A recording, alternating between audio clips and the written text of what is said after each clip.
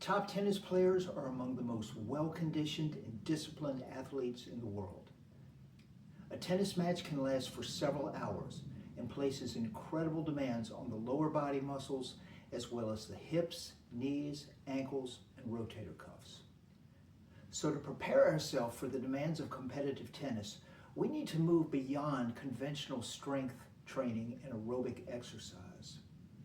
Tennis conditioning calls for higher intensity sessions, which develop explosive speed, endurance, quickness, balance, and range of motion, all at the same time.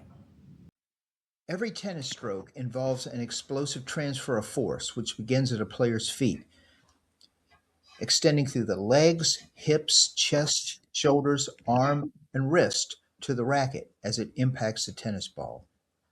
Our strength conditioning will be done as a circuit of exercises, which target multiple muscle groups and recruit the stabilizing muscles of the core and the joints.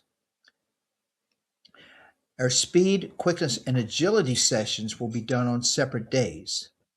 These can be done outdoors, weather permitting, on an athletic field or a tennis court. Our strength sessions are designed to build overall functional strength as well as stability. We'll perform 2 to 3 rounds of a circuit of 5 or 6 exercises which hit the major muscles of the lower and upper body. We'll limit the rest between sets to build stamina and endurance. TRX strap systems allow us to move quickly between exercises, deliver a deep range of motion, and involve a significant level of stabilization to perform the exercises. The lateral lunge is another exercise which develops both strength and stability. Core strength is fundamental in generating force and moving efficiently in every plane of motion. We'll throw in 2 or 3 core exercises towards the end of each workout session.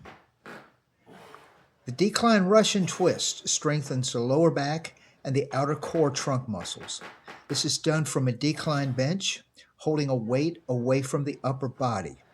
Rotate at the trunk in a controlled motion to each side. Don't pull with the shoulders. The cockroach crunch targets the lower and outer core muscles.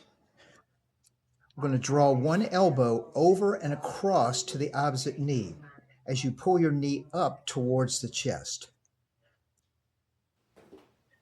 And finally, we'll close out each session with some static stretches of the primary muscles that we hit in that workout. Now, a static stretch is simply a deep stretch which we hold for 30 to 45 seconds.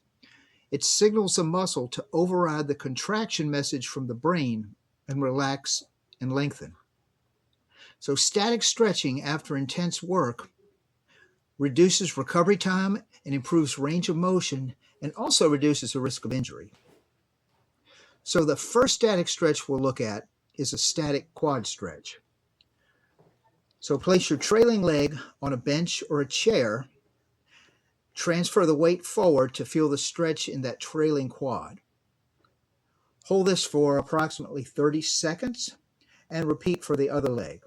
You can kind of stand up, sit up tall, and you'll feel the tension on that trailing quad increasing. The next stretch is going to be a hamstring static stretch, and we're going to use a belt or a strap. This allows for a deeper stretch than simply just pulling back with the hands on the calf. And we're going to begin this with a hip stretch. So we're going to pull the knee to the chest and hold for about 30 seconds. Now we're going to straighten the knee. We're going to place the strap over the foot and hold for another 30 to 45 seconds. Quickness and agility sessions will be performed on separate days from our strength and stability workouts. These sessions will include 3 or 4 brief, high-intensity drills with enough rest between each to perform the next one with the intensity needed to improve speed and directional change. Think sprinter instead of marathoner as you mentally prepare for these drills.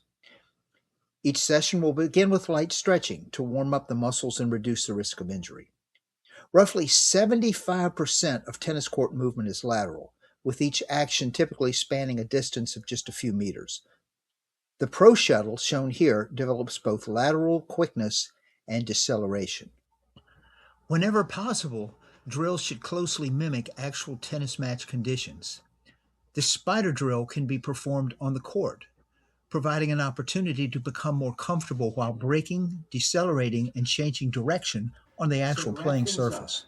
a successful tennis program needs to be both challenging and purposeful.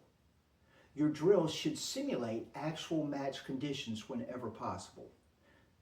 This will allow you to cover the court with confidence and let your skills and abilities take over and win the match for you.